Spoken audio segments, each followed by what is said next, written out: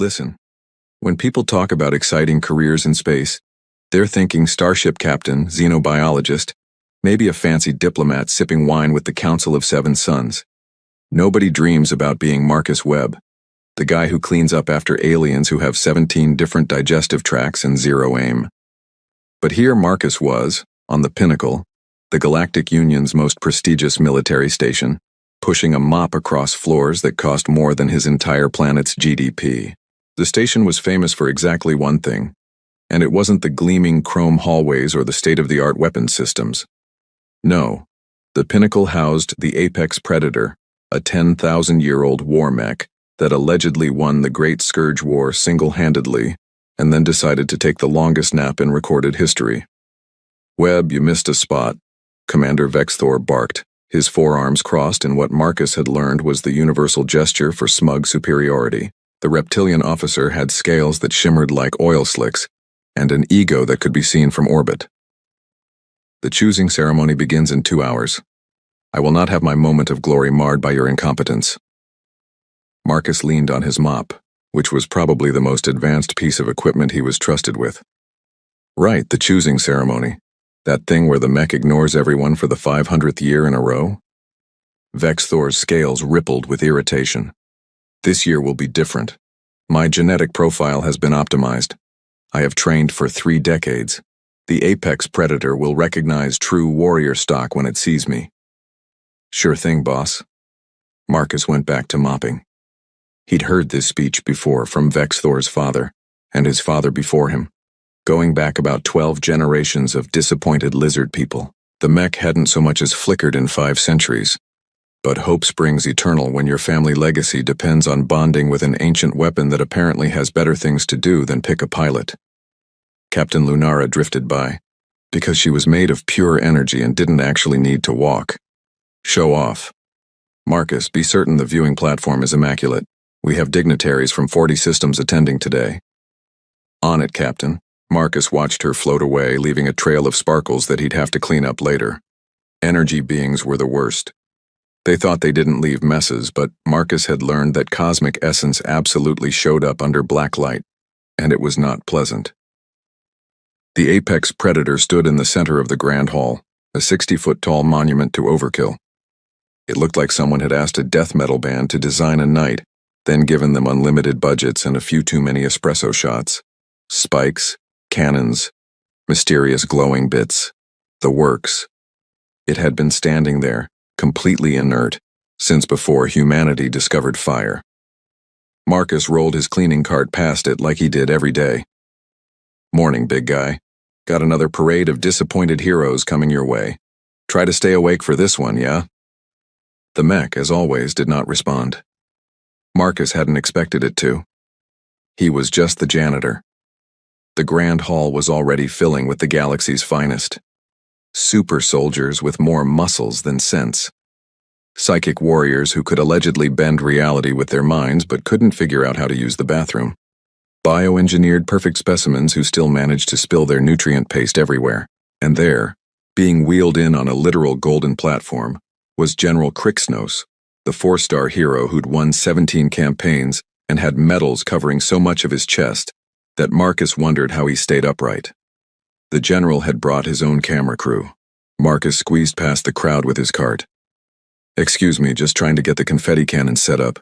Yes, I know it's ridiculous. No, I didn't make the rules. Someone's ceremonial weapon knocked over his bucket." Marcus sighed and pulled out the backup. This was fine. Everything was fine. In a few hours, the mech would ignore everyone again.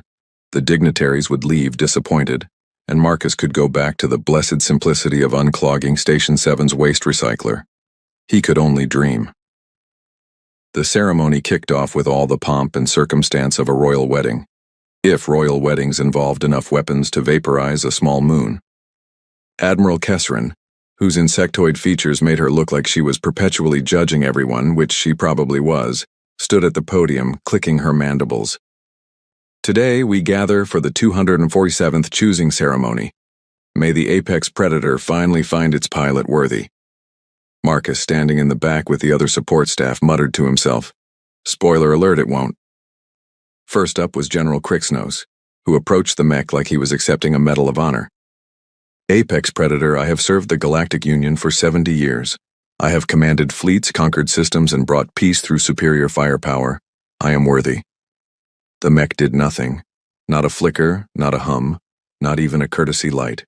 Just dead metal being extremely unimpressed.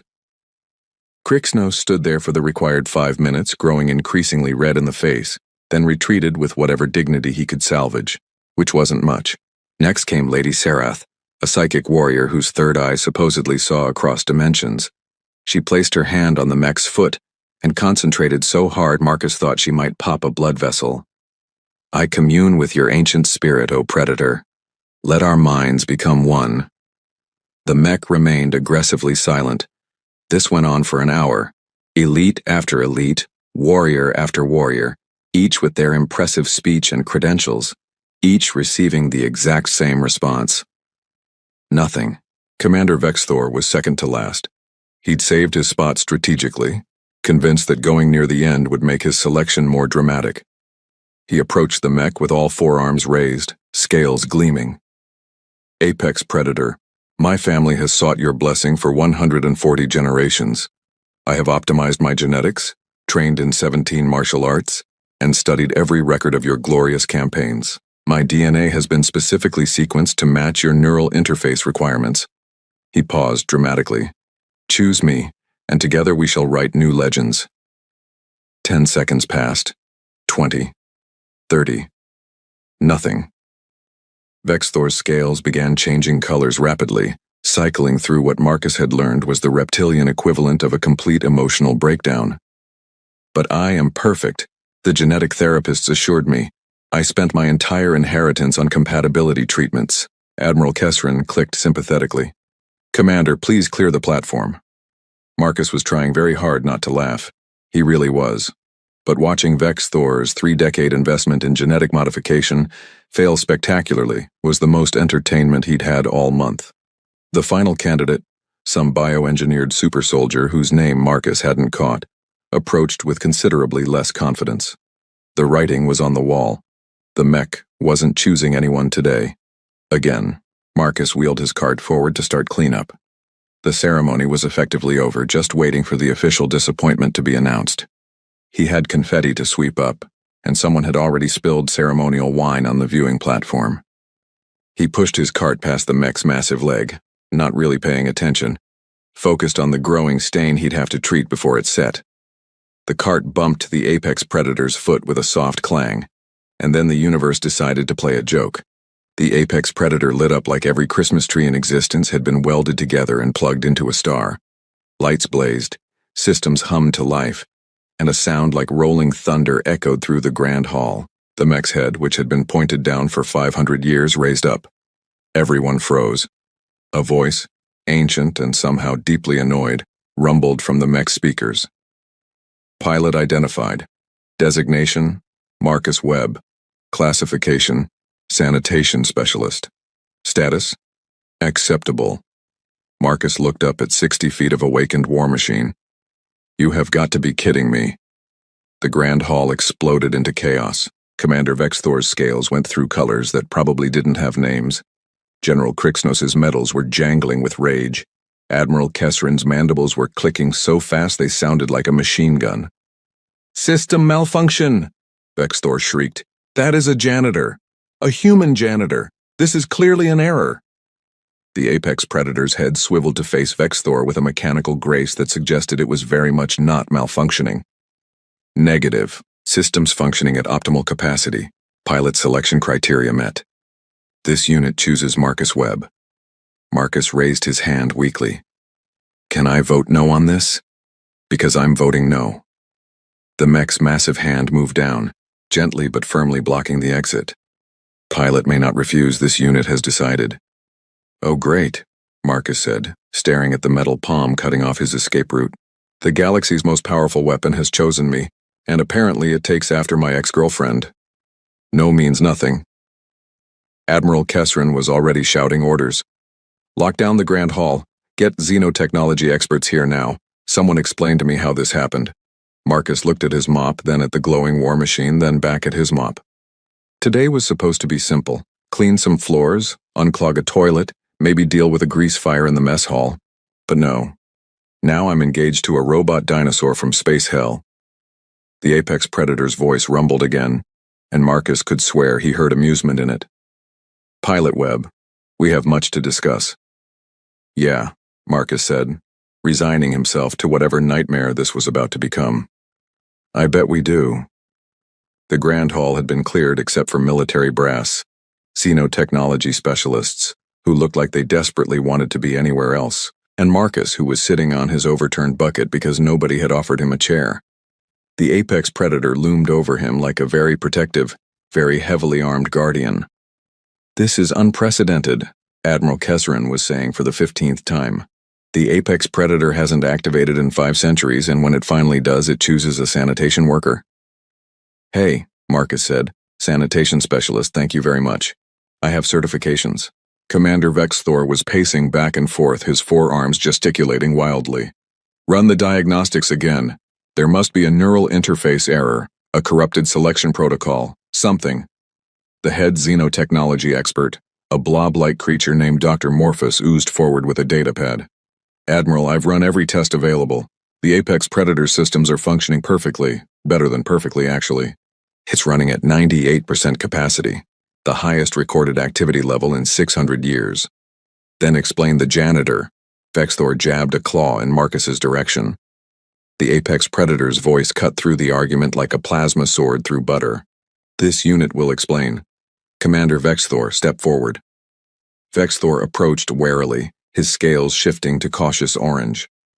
You are genetically optimized for combat, physically superior, extensively trained.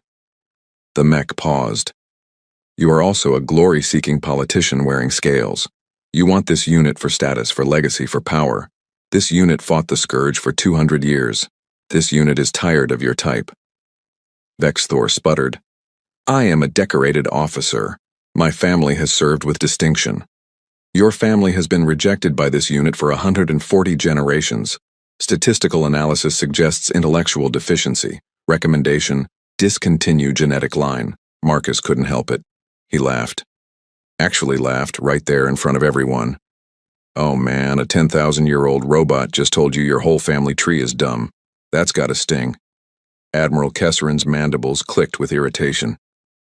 Apex Predator, clarify your selection criteria. What qualifies Marcus Webb as acceptable?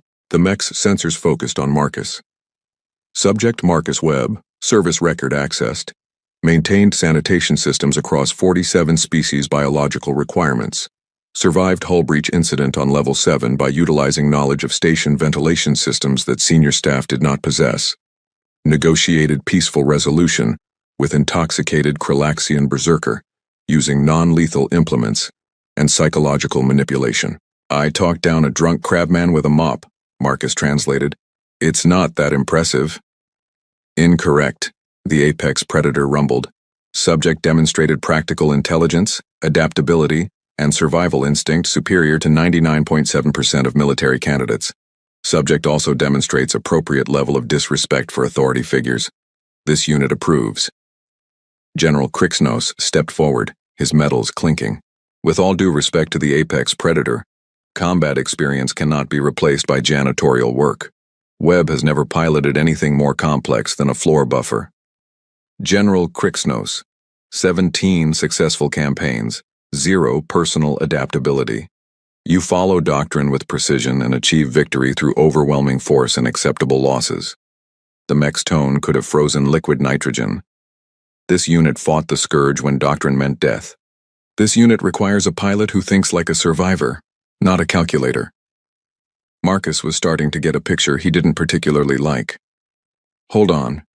You're saying you want me because I'm good at not dying when everything goes wrong? Affirmative. The scourge did not follow rules. The scourge did not respect authority. The scourge was chaos given form. This unit's previous pilot, Commander Tharn, succeeded because he treated war like the universe's largest problem requiring unorthodox solutions. The mech paused. You clean up problems for a living. You are acceptable. I'm not sure whether to be flattered or terrified, Marcus admitted. Admiral Kesserin clicked decisively. Regardless of the apex predator's reasoning, we cannot field an untrained pilot. Marcus Webb, you will undergo neural compatibility testing. If you survive, we will discuss next steps. If I survive? Marcus stood up from his bucket. Nobody mentioned dying in the job description. The neural interface has a 73% survival rate for incompatible pilots, Dr. Morphus explained cheerfully. But since the apex predator has already chosen you, your odds are much better. Probably 60-40 in your favor. Those are terrible odds. The apex predator's hand moved, and before Marcus could react, he was being lifted toward the cockpit. Neural compatibility will be confirmed. Pilot Webb will survive. This unit is certain. Oh, good. The giant robot is certain. That makes me feel so much better. Marcus watched the ground get farther away. For the record, I did not sign up for this. I signed up for dental and a 401k. The cockpit opened like a metallic flower, revealing a pilot's seat that looked disturbingly organic. Tubes, wires, and things Marcus didn't want to identify lined the interior. It smelled like ozone and something that might have been very old leather. Last chance to change your mind, Marcus called out. Negative. Prepare for neural link initialization. Marcus was lowered into the seat. The moment he made contact, straps deployed, locking him in place. Okay. This is not creepy at all. Totally normal. Just getting surgically attached to a prehistoric death machine. This is fine. The last thing Marcus heard before his consciousness was dragged into something vast and ancient and utterly alien was Admiral Kessrin ordering the medical team to stand by. Then his brain touched something that had fought wars before his species could write, and Marcus Webb learned what it meant to merge with a legend. It hurt significantly more than he'd expected, which was already a lot. Marcus woke up 6 hours later in the medical bay, which he knew because he'd cleaned it enough times to recognize the ceiling tiles. Dr. Morphus was hovering over him, looking pleased in the way blob creatures did, which involved a lot of quivering. Excellent news. Your brain didn't liquefy. That was a possibility? Marcus tried to sit up and immediately regretted it. His head felt like someone had used it as a drum during a heavy metal concert. Oh yes. 3 possibilities, actually. Liquefaction, crystallization, or complete neurological shutdown. But you're fine. Well, mostly fine. You may experience some side effects, such as mild telepathic connection with an ancient war machine, enhanced spatial awareness, occasional flashbacks to battles you weren't alive for, and a persistent craving for whatever apex predator's original pilot species ate. We think it was rocks, but we're not certain. Marcus dropped his head back onto the pillow. I want to go back to cleaning toilets. Too late. Admiral Kessrin entered with Commander Vexthor and several other officers. Pilot Webb, congratulations on surviving neural integration. You are now officially assigned to Apex Predator training protocols. Report to Simulation Bay in 1 hour. Can I at least finish my medical observation period? No. The Simulation Bay was a massive room designed to train pilots in zero-gravity combat scenarios. 12 other pilot candidates were already there, looking at Marcus with expressions ranging from confusion to outright hostility. The training instructor, a grizzled veteran named Sergeant Core, whose species Marcus couldn't identify and was too afraid to ask about, pointed at the simulation pod. Webb, in, now. Marcus climbed into what looked like a mechanical egg. So what am I doing exactly? Basic flight controls and weapons targeting. Try not to crash into anything important. The simulation started, and suddenly Marcus was seeing through the apex predator's sensors, feeling the mech's systems like they were his own limbs. It was overwhelming, disorienting, and absolutely nauseating. He promptly flew the mech straight into a simulated building. Pilot Webb has destroyed the Federation Embassy, Sergeant Core announced flatly. That's a new record for fastest diplomatic incident. I can't tell which way is up. That's because you're inverted and spinning. Stop that. The next 3 hours were a disaster highlight reel.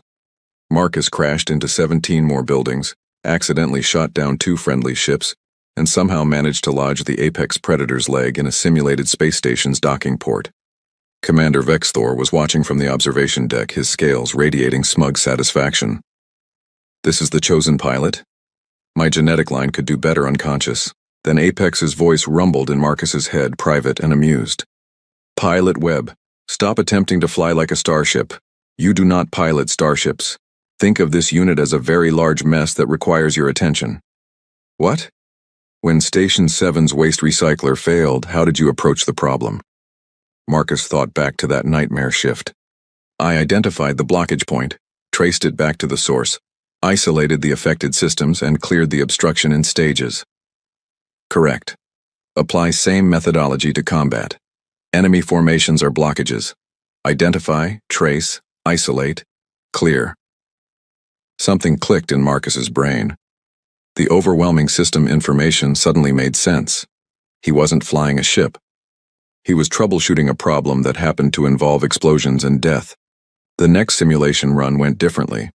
Marcus treated the enemy squadron like a backed-up drainage system, identifying the central ship as the source point and working methodically through the formation. Pilot Webb has successfully eliminated enemy targets with 89% efficiency, Sergeant Core said, sounding surprised. Continue. By the end of the week, Marcus still crashed occasionally, and his methods made the tactical officer's eyes twitch, but he was passing simulations. Barely. His approach was unorthodox, treating combat situations like maintenance problems, but it worked more often than it didn't. Then, during his final evaluation, Commander Vexthor struck. Marcus was mid-simulation when his targeting systems flickered and died. The parameters changed, enemy ships tripling in number, his weapons offline. Training malfunction. Vexthor's voice came over the comm. How unfortunate. Marcus was trapped in a dead mech with a dozen enemy ships closing in. In the observation deck, officers were arguing about resetting the simulation. Apex's voice whispered in his mind. Pilot, what do you do when your tools fail? Marcus grinned. I improvise.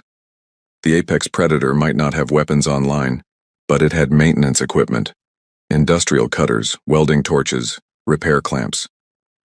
Marcus charged the nearest enemy ship and used a plasma welder like a sword, melting through its hull. Is he using construction tools as weapons? Someone asked incredulously.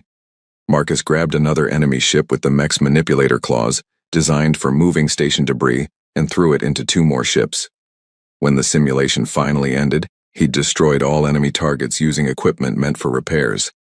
Sergeant Core stared at the results. That was the dumbest thing I've ever seen work. You pass. Marcus climbed out of the pod, grinning at Vexthor. Thanks for the extra challenge, Commander. Really helped me think outside the box. Vexthor's scales went through several colors that probably meant he was plotting murder. Then the alarms started blaring, and Marcus's brief moment of victory evaporated. Admiral Kesseran's voice boomed through the station's intercoms. All personnel to battle stations. Scourge remnant fleet detected. ETA 20 minutes, this is not a drill. Marcus looked at Sergeant Core. I just passed training 5 seconds ago. Congratulations, you're about to get real-world experience, don't die. Great pep talk, Sarge, really feeling confident. The Pinnacle's hangar bay was controlled chaos. Fighter craft launched in waves while capital ships moved into defensive positions. Marcus stood in front of the Apex Predator, which had been moved to the primary launch platform, and tried very hard not to throw up. This is insane, he said to anyone who would listen. I've had 1 week of training, 1 week. I learned to unclog toilets for longer than that. Admiral Kesseran approached with Commander Vexthor, both in combat armor. Pilot Webb, the Scourge fleet consists of 17 warships, significantly more advanced than our intelligence predicted. Our defense fleet is outmatched. We need the Apex Predator in this fight. You need a competent pilot, not a janitor playing pretend. Vexthor actually looked sympathetic, which was terrifying. For once, Webb, I agree with you, this is suicide. Apex's voice rumbled through the hangar speakers. Pilot Webb, board now. We have a mess to clean up. Marcus laughed, slightly hysterical. Did you just make a janitor joke? A 10,000-year-old war mech just made a janitor joke. This unit has learned humor from your species' entertainment broadcasts. Was it effective? It was terrible. Let's go before I remember I'm about to die. Marcus climbed into the cockpit and the neural link activated smoothly this time. He could feel Apex's systems, all the weapons and sensors and power that had won a galactic war. He could also feel something else, the mech's absolute confidence in him. Apex, I'm going to get us killed. Statistically improbable.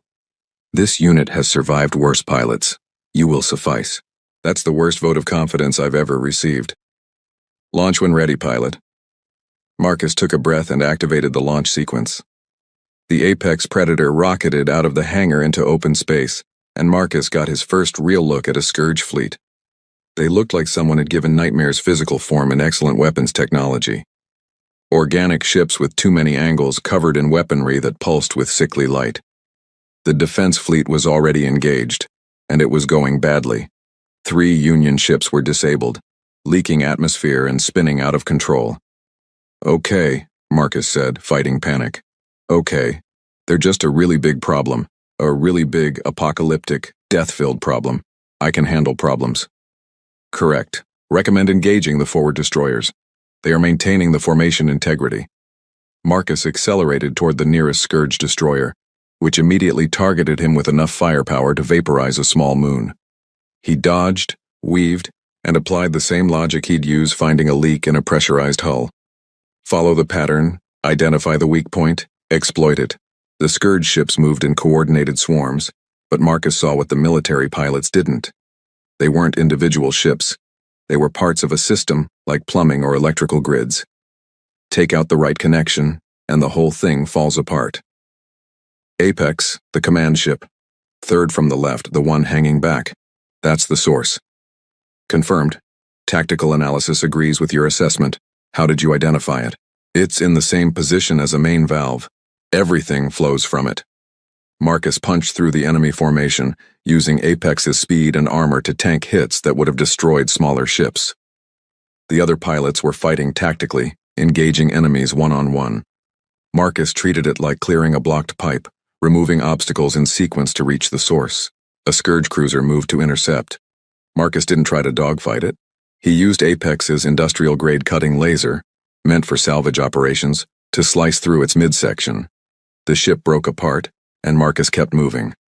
Pilot Webb, you are off course from optimal combat trajectory. Admiral Kesserin's voice crackled over the comm. I'm not flying a combat trajectory. I'm following the problem to its source. The Scourge flagship finally noticed him and turned its full arsenal in his direction. Energy weapons, kinetic projectiles, and something that looked like weaponized physics violations converged on the Apex Predator. Shields at 40%, Apex reported calmly. Recommend evasive action. No time. Can you survive a direct approach? This unit can survive. You may not enjoy it. Marcus grinned despite his terror. Story of my career. Punch it.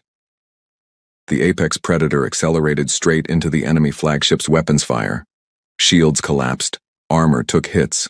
Warning alarms screamed. Marcus's training took over, combined with something deeper. Something Apex was feeding him through the neural link. Memories of old battles, instincts from a pilot dead for millennia. They closed with the flagship, and Marcus made a decision only a janitor would make. He didn't use weapons. He used the Apex Predator's emergency hull breach repair system, designed to seal damaged station sections. He punched through the flagship's hull and deployed industrial-grade sealant foam directly into its power core. Did you just caulk their engine? Apex sounded almost impressed. Clogging is clogging. Doesn't matter if it's a pipe or a spaceship. The Scourge flagship's core overloaded, and the ship tore itself apart from the inside out. The remaining Scourge vessels, suddenly without their command ship, scattered in confusion. The Union fleet rallied and cut them down. Marcus piloted the Apex Predator back toward the pinnacle, exhausted and shaking. Half the station's hangar bay was on fire because he'd crashed through it on the way back in, but they were alive. Apex, Marcus said as they settled into the docking platform. Did we just win? Affirmative. Victory achieved. You performed adequately, pilot. Adequately? This unit has high standards. Marcus laughed until he cried. The aftermath of the battle was predictably chaotic. The Pinnacle's command staff was split between gratitude that Marcus had saved the station and horror at the amount of collateral damage.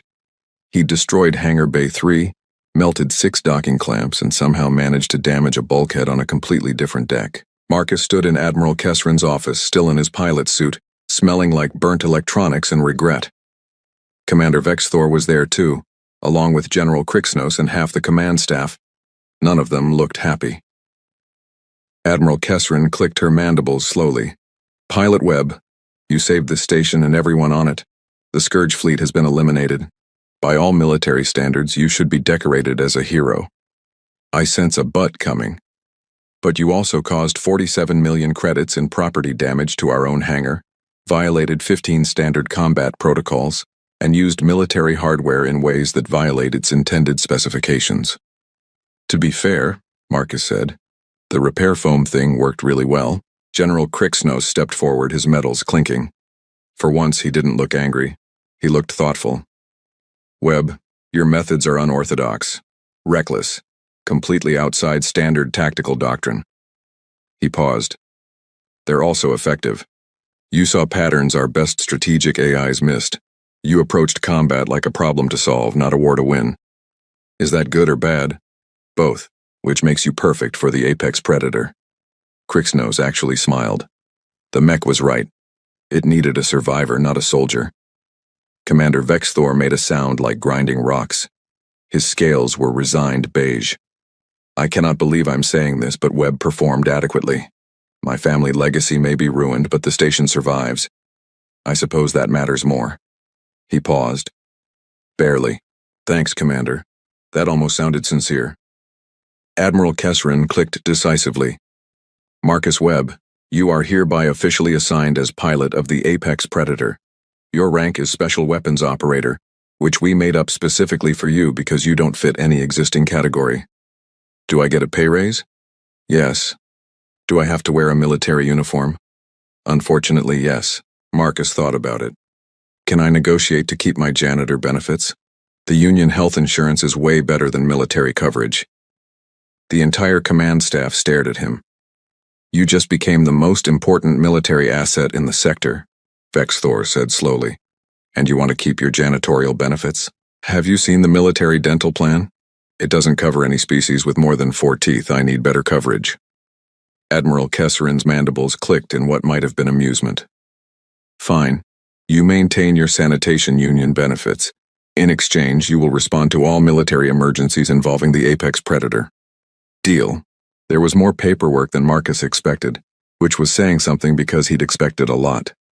Forms, liability waivers, insurance documents, and a concerning number of releases that essentially said, "If you die, it's not our fault." Marcus signed everything while Apex waited patiently in the hangar. 2 weeks later, Marcus was back in his janitorial uniform mopping the floor of Hangar Bay 5. They'd repaired Bay 3 mostly, though it still had scorch marks Marcus found oddly satisfying. The Apex Predator stood silent in its docking station, exactly like it had for 500 years. Except now when Marcus walked past, the mech's sensor lights tracked him. Just a subtle acknowledgement that the universe's most powerful weapon was paying attention to its janitor pilot. "Morning, Apex. Quiet day today. Probability of continued quiet, 34%. Sensors detect unusual energy signatures near Sector 9. Marcus paused mid-mop. "That's not good." "Negative. Recommend monitoring situation." "Can it wait until I finish this floor? Someone spilled Krillaxian nutrition paste and it's hardening fast." "Acceptable. This unit will alert you if military intervention becomes necessary." Marcus went back to mopping. This was his life now. Half janitor, half pilot of an ancient weapon. He was surprisingly okay with it. The pay was better, the excitement level had increased dramatically, and he got to tell Commander Vexthor what to do occasionally, which was deeply satisfying. The alarm started blaring 20 minutes later, because of course it did. Red lights, warning klaxons, and Admiral Kesserin's voice over the intercom. "All personnel to battle stations. Unidentified hostile fleet entering our sector. Apex Predator. Deploy immediately." Marcus looked at his mop, then at the half-cleaned floor, then up at the Apex Predator, which was already powering up with what he could only describe as enthusiasm. "You know what? I'm starting to think you attract trouble." "Incorrect. This unit attracts combat opportunities." "There is a distinction." "There really isn't." Marcus dropped the mop in his bucket and walked toward the Apex Predator. His janitorial uniform would get replaced with the pilot suit once he was in the cockpit. the neural link would activate, and he'd become part of something ancient and powerful and deeply weird. But right now he was just Marcus Webb, the janitor who'd been chosen by a legend. "All right, big guy, let's go clean up this mess." The Apex Predator's cockpit opened and its voice rumbled with satisfaction. "Pilot Webb, together we shall maintain order through superior firepower and unorthodox methodology." That's the weirdest mission statement I've ever heard. This unit is 10,000 years old. This unit has earned eccentricity. Marcus climbed into the cockpit, the neural link activated, and the Apex Predator launched from the hangar into open space.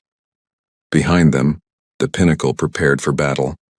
Ahead of them, whoever was dumb enough to pick a fight today. Marcus Webb, former janitor, current pilot of the galaxy's most dangerous Relic, grinned as weapon systems came online. "You know what, Apex? I think I'm starting to like this job." "Affirmative. This unit concurs. You are adequate." "Still the worst compliment ever." This unit stands by its assessment.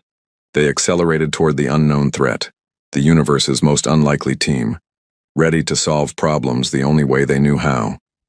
With overwhelming firepower, questionable tactics, and the kind of practical thinking that came from years of dealing with other people's messes. The Scourge War had been won by a legend. The peace apparently would be maintained by a janitor and his extremely opinionated robot. Somewhere, the universe's sense of humor was laughing hysterically. Marcus was fine with that.